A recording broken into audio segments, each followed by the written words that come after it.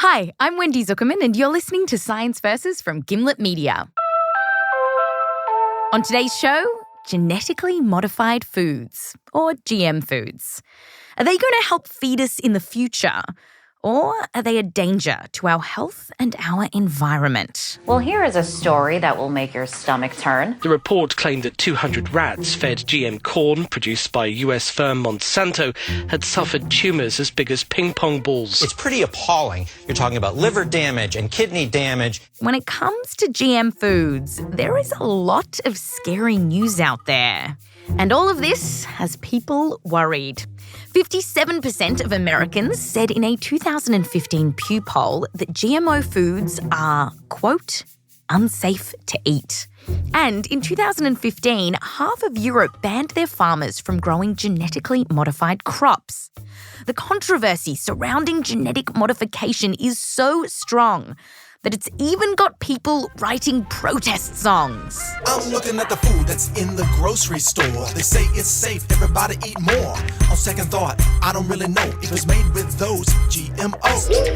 Just say no to GM. Uh-oh. But not all songs are anti-GM. In fact, some YouTubers are singing a totally different tune and they are very excited about the potentials of this technology. They're singing that it will help feed our growing population. Genetic modification, and now we have the means to engineer these dreams. Ugh, they just don't make protest music like they used to. Where is Kendall Jenner when you need her, eh? We are the chosen. Despite the songs and the news reports, GM crops continue to be grown across America. Half the land used in crop production in the US is planted with GM crops, a lot of which ends up in the bellies of livestock, but some of which ends up in our bellies. When it comes to genetic modification, there are lots of opinions and ridiculous songs on YouTube. But then there's science. Science versus GMO is coming up. I want to know if it's verified so I don't harm myself with genetically modified.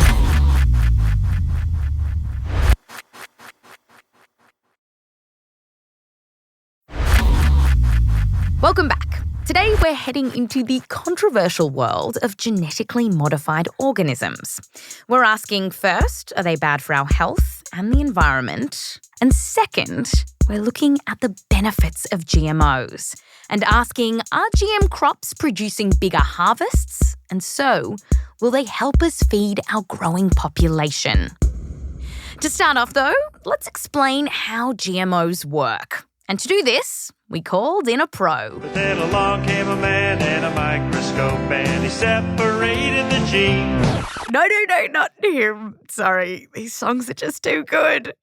We are talking to Fred Gould, a professor at North Carolina State University, and his specialty is actually entomology, the study of bugs. Do you have a favourite bug? Oh, that's such a hard question. There are so many to choose from. Well, I guess praying mantises are probably my favorite. How come? Well, they're just so human-like, actually. You know, watching them lay eggs and watching their young hatch out, it's just always amazing. Yeah, just as they lay their eggs and hatch them, they're just so human. Anyway, the reason that we're talking to Fred is because he was the chair of the National Academy of Sciences report, which came out earlier last year on the risks and benefits of GMOs. It's a big thumper of a report, and it fact-checked 20 years of claims about GMOs. The good, the bad, and the ugly. And just personally speaking, Fred really gets that people have concerns about food. So I should just tell you that I'm 67 years old now, and I've been a vegetarian since I was 19. So it's not like I just eat everything. Now, when you talk about GMOs, Fred tells us there's one really important thing that you have to understand right off the bat, and that is this. There are different types of GMOs that work in different ways. But we're just going to focus on a couple of these types in this episode. There are only really two major traits that have been added to these crop plants. And those are the trait of being resistant to insect pests and being resistant to herbicides. So let's really break these down. First, crops that are resistant to insects. To make these GMOs, scientists extract a gene from a bacteria that lives in soil and then smush that gene into a crop's genome. Now, this means that the GM crop will now pump out a protein called Bt, which is toxic to particular insects. These are very specific proteins that only affect a very small number of insects. Now, when these sensitive insects chomp on the crops, the protein disrupts their digestive system and it can kill them. And Fred says sometimes the insect just gets so sick on the first bites that they stop eating the plants. Some of the most common varieties of insect-resistant crops are corn and cotton. Next, Fred tells us about the second popular trait of GMOs. Okay, so the crop is engineered to be resistant to a specific herbicide. Now, this means that farmers can spray herbicide onto weeds that have invaded their farms without killing their crops. Here's how it works. There's a powerful weed killer called glyphosate, and it latches on to a critical enzyme in plants and kills them. Now, this is great for farmers trying to kill weeds, but the problem is that it kills practically all plants, and that would include the crops that farmers are actually trying to farm. So, here's where the genetic modification comes in. So what they did was they engineered the corn or the soybean or the cotton so that you could spray the glyphosate on them and they wouldn't be harmed. So it would only kill the weeds. So scientists have modified a bunch of crops so that glyphosate can't latch onto its enzyme and kill it. And those GM crops can survive even when they're sprayed and sprayed with glyphosate. Indeed, the most common herbicide-resistant crop is made by Monsanto, and it's called Roundup Ready. Cue the music. I'm a loving husband and a real good dad, but weeds just make me rattlesnake mad. Now Roundup has a new sharpshoot wand. I'm sending them weeds to the great beyond. Roundup. Yeah. Conclusion. There are two different traits of GMOs that are in widespread use around the world. One is modified to be insect resistant, and the other has modified plants to be herbicide resistant. And this takes us to our first big question. What are the risks here? That is, what is all of this genetic modification doing to you and me? We're going to start by looking at that study that you heard at the very beginning of the show, the one that sent the media into overdrive, and it was published back in 2012. A recent European study found that rats fed a GM diet over their lifespan suffered mammary tumours and severe liver and kidney damage. The report claimed that 200 rats fed GM corn produced by US firm Monsanto had suffered tumours as big as ping pong balls. A photo of a scientist holding up fat white rats with these horrifying big tumours spread like wildfire across the internet. And that scientist that was holding up those rats was Gilles-Éric Seralini, a professor at the University of Caen.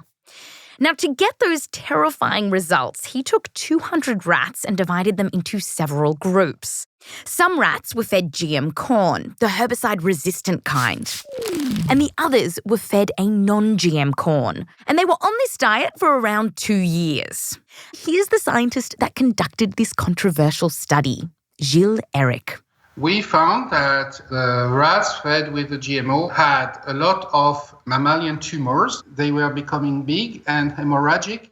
When Gilles-Éric tallied up the deaths and the tumours, he found that the rats that ate GM corn developed more tumours and died earlier than those who didn't. So in comparison to the control, there was 3 to 5 times more tumors, and we demonstrated the toxicity very nicely.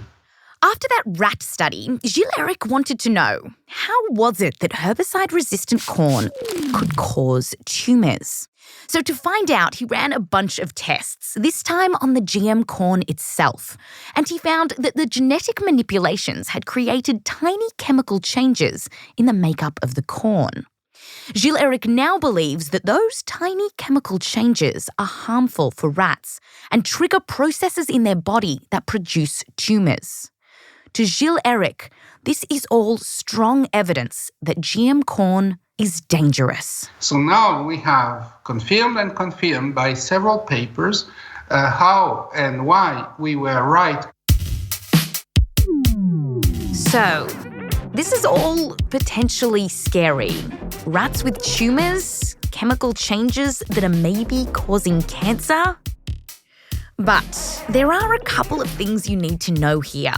First, that big NAS report said that tiny chemical differences are often found in different seeds, whether they're genetically modified or not. And ultimately, it concluded that when it comes to those chemical changes, they, quote, do not on their own indicate a safety problem, end quote.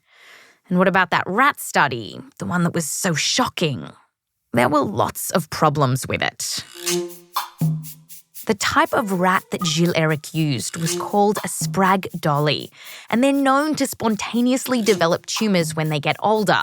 So the average number of tumours that he found in his GMO-fed rats was actually really similar to what other teams have found in rats munching on a non-GMO diet.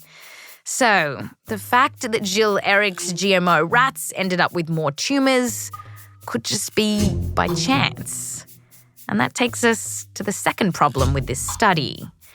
The statistics that Gilles-Eric used were heavily criticised. So much so that according to that NAS report, when the European Food Safety Authority reanalysed the data, it didn't find statistically significant differences between the rats who ate the GM corn and those who didn't. We went through all of these criticisms with Gilles-Eric, like that the study hadn't been replicated. But he stuck to his guns. This is just one study, it's not conclusive. I mean, that is true. No, it's not. It is highly conclusive, and I told you that we have proven that it was highly conclusive. And those criticisms? Well, he said they came from people who were biased and pro-GM.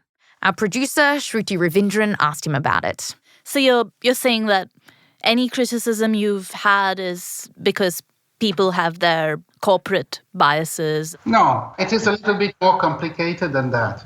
All the criticisms, I can accept, science works like that, the criticisms, but they must be serious. And to be clear, he didn't count the criticisms that we just talked about as serious.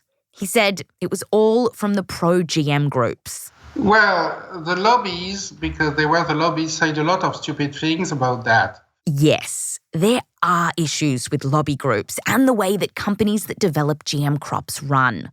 Companies like Monsanto. Many of these companies are notoriously secretive and they don't make it easy for independent researchers to study their seeds.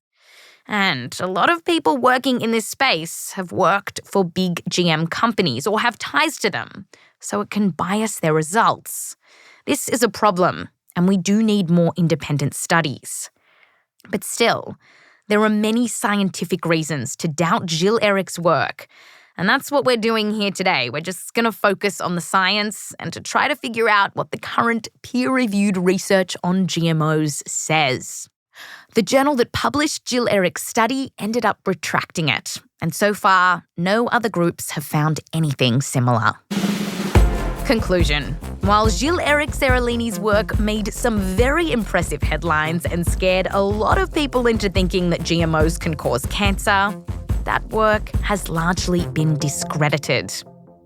So, we need to look for more studies by different groups to find out if eating genetically modified crops is dangerous. Fortunately for us, that big National Academy of Sciences report, the one that Fred worked on, did just that. We took this very seriously and we went back to almost all of the original studies and looked to see what the evidence looked like. So we looked through 4 different kinds of evidence. They looked at animal studies, chemical analysis of GMOs, studies looking at the health of livestock eating GM crops, and then they looked at the biggest natural experiment of all, one happening in us humans. In the US and Canada, people have been eating foods that contain genetically engineered ingredients since 1996. That's basically 20 years. And in the UK and in the EU, people haven't been eating those crops. Well, Europeans do eat some GM foods, but it's not that much, particularly when you compare it to people living in the US. So, when he looked at all of those studies, what did Fred's NAS report find? Basically, what we could say was we found no evidence in all of these studies that the safety of eating food that comes from genetically engineered crops that are commercially produced today is any different than the safety concerns over eating conventionally. Yes, the big NAS report found that while cancer rates over time have changed, those changes were generally similar in the US, the UK, and Europe.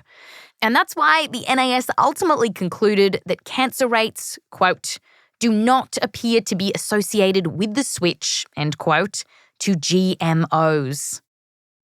Now, what about those other issues like obesity, gastrointestinal problems, allergies, autism? Could GM foods cause these? Well, again, by comparing the United States to Europe, the NAS report found no convincing evidence of a link between GM foods and any of these health problems. Conclusion. The best evidence that we have tells us that there is no harm to eating currently approved genetically modified foods. Now, this conclusion doesn't address people who have to deal with glyphosate, the weed killer, every day, like farmers, for example. And there are studies that show an increased risk of non-Hodgkin's lymphoma for people who regularly handle that weed killer. So, those are the health risks. But next up, what about the risks to our environment? Janet Cotter was invited to present her concerns regarding GMs to the National Academy of Sciences Committee. Hello there. Hello, is this Janet? Yes, it is. Hello there. Hello. Janet worked for Greenpeace for decades and is now a consultant for many environmental organisations, including GM Freeze, which campaigns for a moratorium on GM in food and farming in the UK.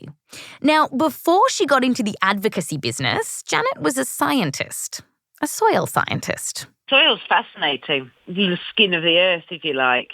And it's just so enormously complicated and complex. I mean, so I think it's been said that we know more about outer space than we do a teaspoonful of soil. And Janet's shift from scientist to advocate started when she spotted some anti-GMO protesters outside a supermarket. It got her thinking about the potential unintended consequences of GMOs to our environment. You know, the more I kind of looked into it, the more I thought, well, I'm not sure I'd really want to have this stuff grown outdoors. It's thinking, well, there's not really complete understanding of the science involved here. Janet's big concern when it comes to GMOs in the environment is that genetically modified crops can reduce biodiversity, which is the variety of plants and animals in a particular ecosystem. Now, ultimately, Janet believes that GMOs are killing off and harming more plants and animals than traditional farming does. Yeah, exactly. You are damaging that biodiversity. She says that while some GMOs are designed to kill certain insects that are pests, they could be killing other insects too. So the insect-resistant corn was found that it could affect organisms other than the pest it was designed to be toxic to. And her best example to illustrate this point is what happened to the monarch butterfly. If you've ever purchased something that's verified non-GMO, say tortilla chips or hand cream or milk, you've probably seen a tiny symbol of an orange butterfly landing on a bunch of grass. And that's because the monarch butterfly is to GMOs what the polar bear is to climate change. Very cute, very symbolic, and guaranteed to make a bunch of people very angry when it's in danger. And concerns about GM foods and the monarch butterfly go back to the late 1990s.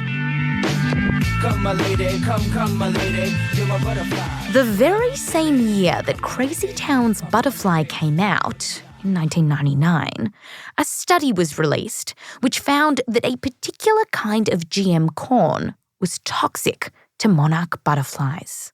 The very same year. Coincidence?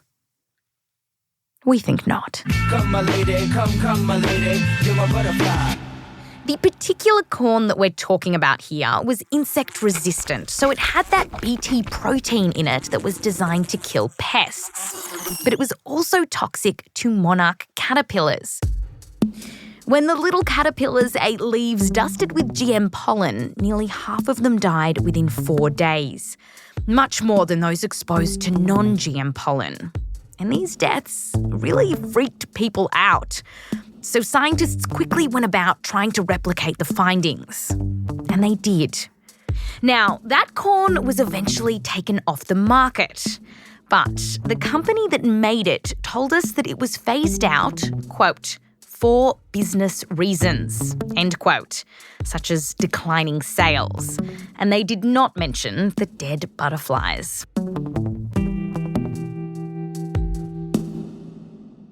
That earlier research with its frightening findings has left Janet convinced that even new varieties of GM crops must be doing some harm. And that for me was a real light switching on moment that, we need to actually look very carefully at these things. Janet told us about another study, one from 2004, that exposed 2 groups of caterpillars to pollen from Bt corn varieties, ones that are still on the market.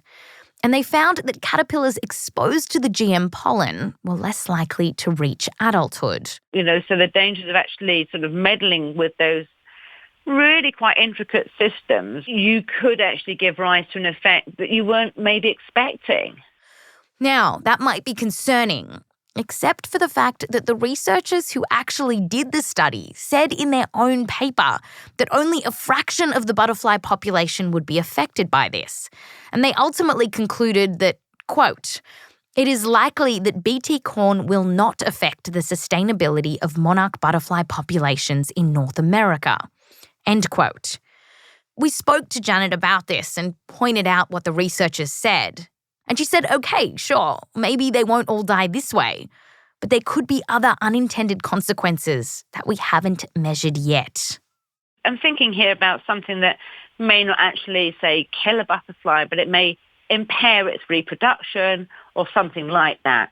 That could lead to a long-term effect. What amount of studies or what kind of studies would ultimately make you feel comfortable? I don't think there are any amount of studies I don't think would satisfy the fact that doubts will linger, basically, because it's impossible, like looking for a needle in a haystack, basically, if you're looking for an unintended effect.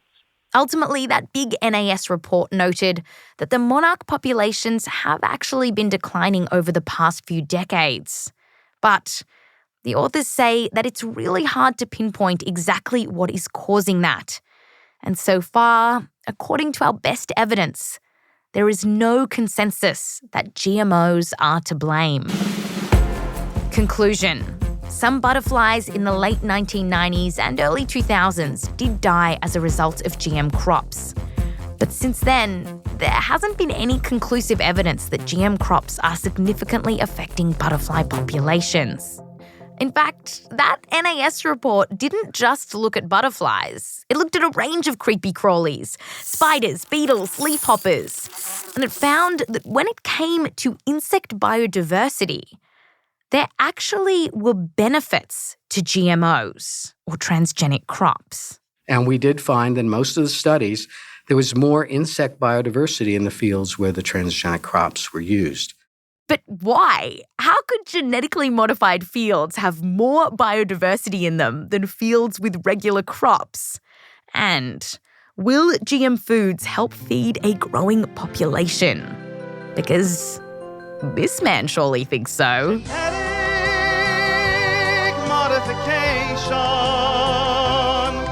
We've been doing it. More bad music and the benefits of GM coming up just after the break.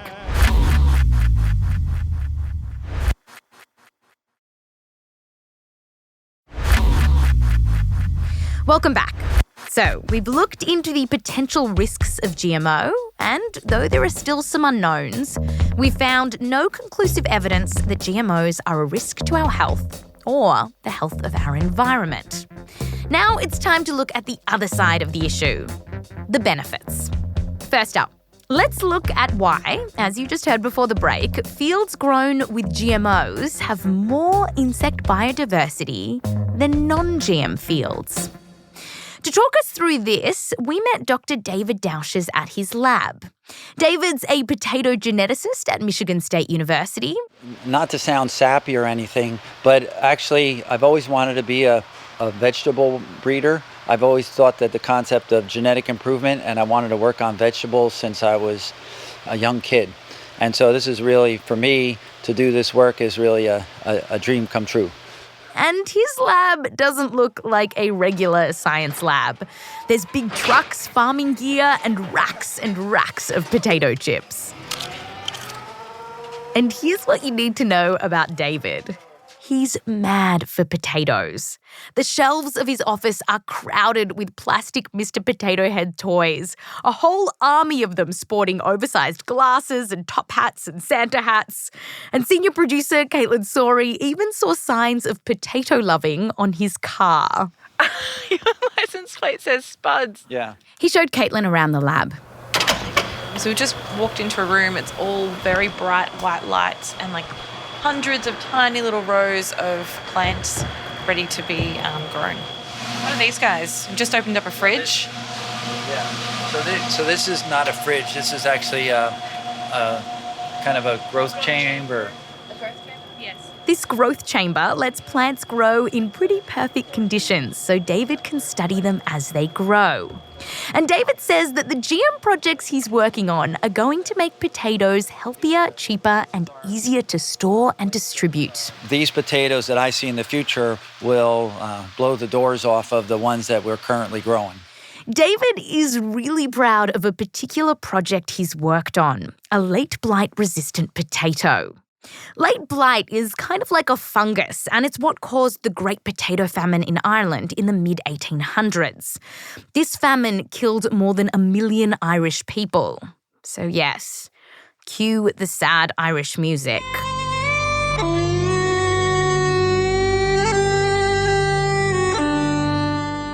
I think that's just Irish music.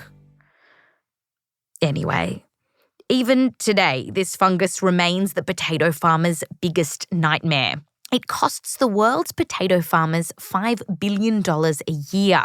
So farmers try their best to ward it off. And they can end up spraying their fields more than 12 times in 3 months to kill the blight. But David's GM potato isn't affected by late blight.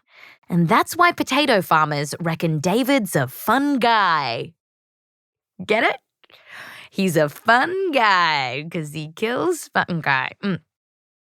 So, when you plant 2 types of potatoes side by side, one genetically modified and one not, and they're both exposed to late blight, it's phenomenal, the difference. I mean, the one that's infected that's not GM is this like spindly little, I mean, it's dead. And then on the other side is this like beautiful, healthy plant. I remember when we got our first late blight resistant potatoes, and it was very exciting. We had these little islands of green that survived the pathogen out there. And these islands of green didn't need extra chemicals to keep them healthy. Which takes us to a quite surprising benefit of GMOs.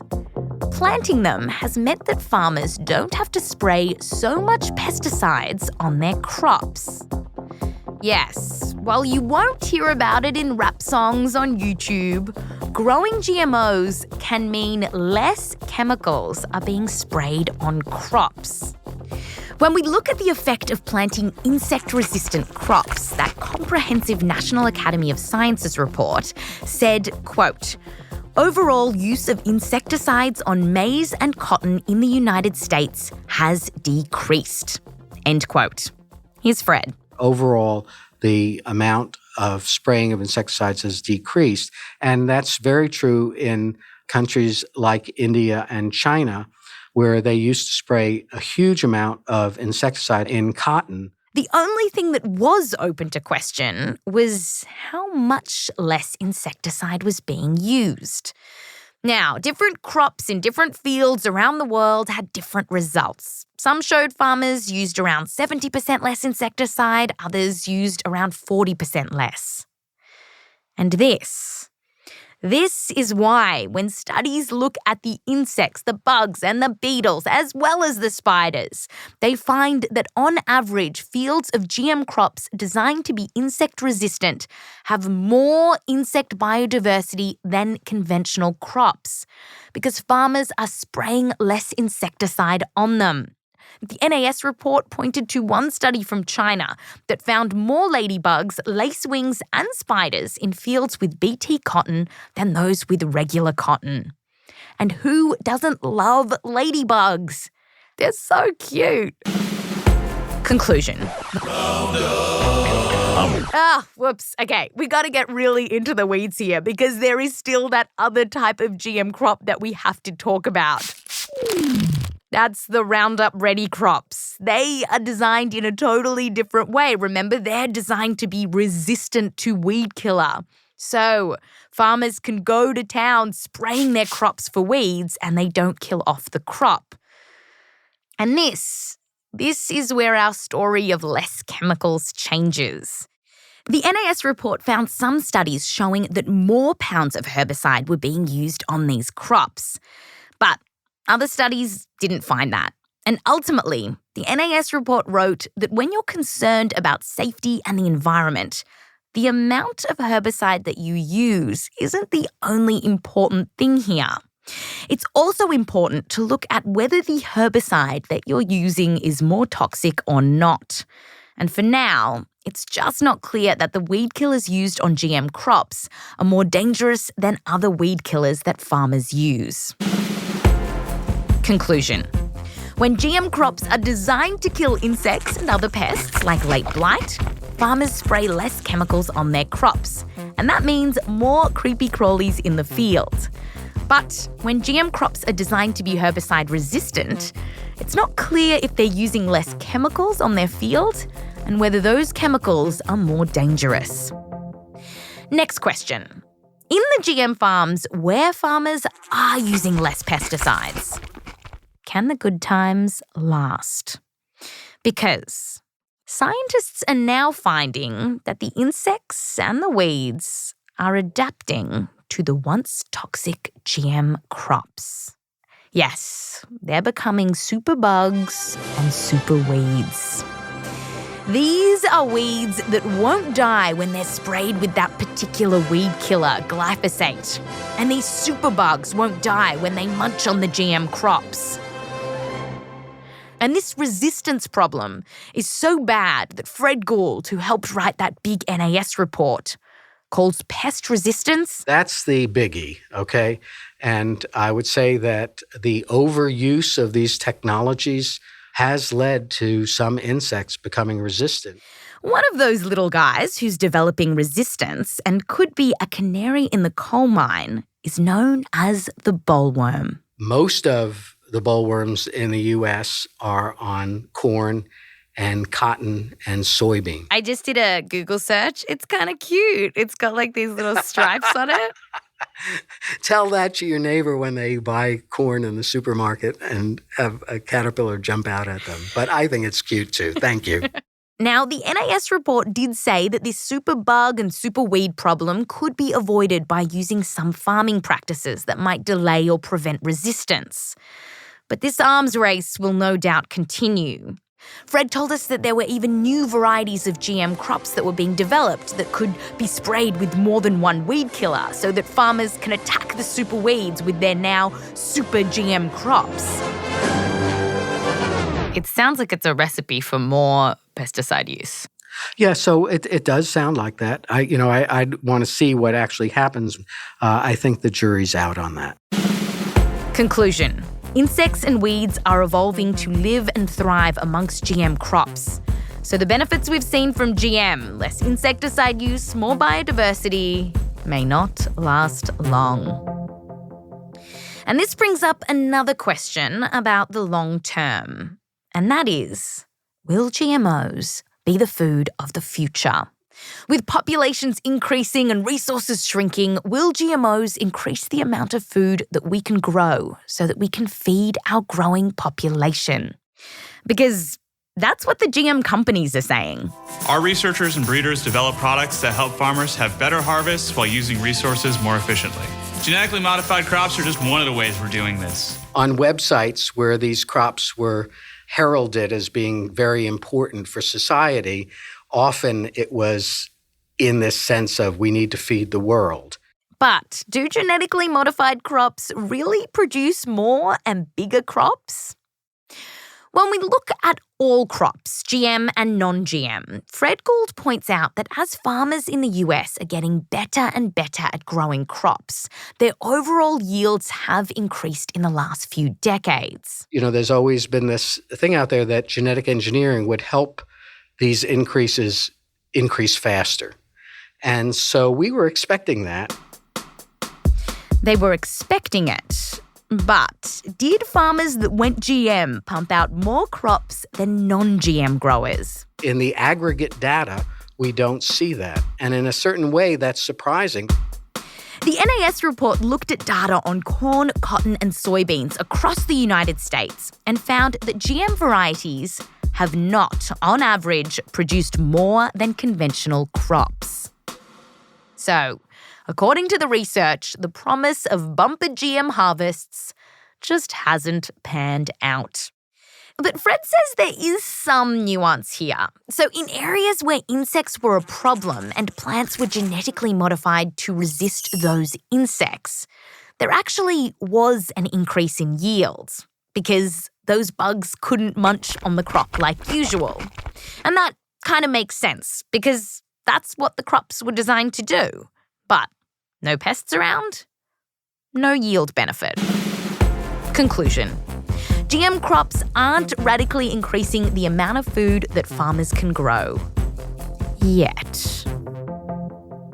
There are hopes, though, that GM crops could do much, much more in the future. You could design a plant to grow in the shade, survive drought, be more nutritious, or even just grow more. Recently, eucalyptus trees were genetically modified to grow 20% more tree. For the moment, though, there's all this promise, but most of these plants haven't made it out of the lab. So whether they can really feed the world in the future, we'll just have to wait and see. Do we need these to feed the world in the future? No one thing is the key to solving world hunger.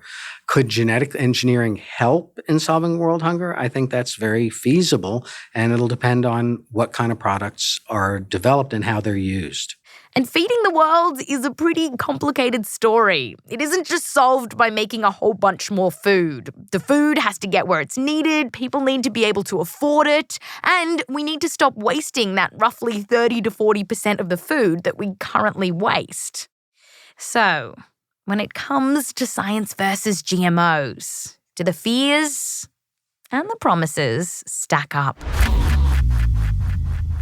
First, the risks. While there are lots of health concerns out there, none of them have been scientifically proven. How about risks to the environment? Genetic modifications do have the potential to do harm, like that particular strain that killed the butterflies. But as for the GM crops currently in use, for now, we don't have good evidence that GM crops are harming the environment. In fact, there is evidence that GM crops can reduce insecticide use, which means more insects and more insect biodiversity. Although, enter the superbugs. We don't know how long this will last. As for yields, for the moment, GM crops have not increased yields overall. But if they're designed to kill certain pests, and those pests are around, then yeah, you do get more crops. After all of his research, I asked Fred Gould, what do you put in your mouth? Do you eat GM foods? I certainly eat genetically engineered foods, and I would feed such a thing to my grandchild. So, while GMOs certainly haven't fulfilled many of their promises of growing superfoods and feeding the world, they also aren't proving to be that harmful, which kind of makes me wonder, why so much fear, anger, and bad rap music? Just say no to GM. Uh-oh. Well, a lot of this seems to be fear of unknowns or fear of new technologies. And Fred Gould understands that modifying foods in laboratories might seem scary, but according to the best science we have, it's just not. And yet, it's still our bogeyman.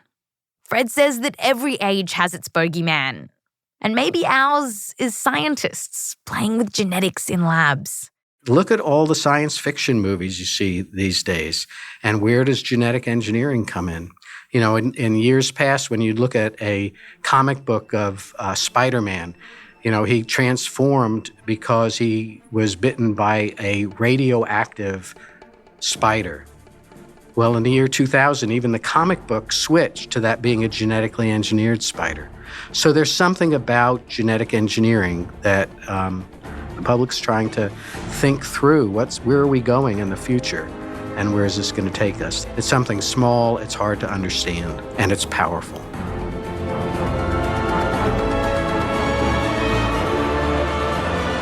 That's Science versus GMOs.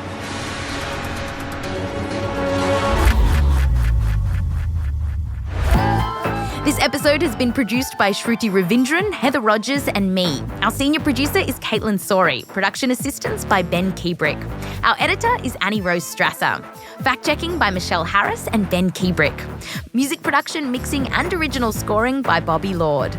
Thanks to Professor Elizabeth Ransom, Professor Stephen Long, Stephen Tindale, Dr. Chuck Benbrook, and Joseph Lavelle Wilson.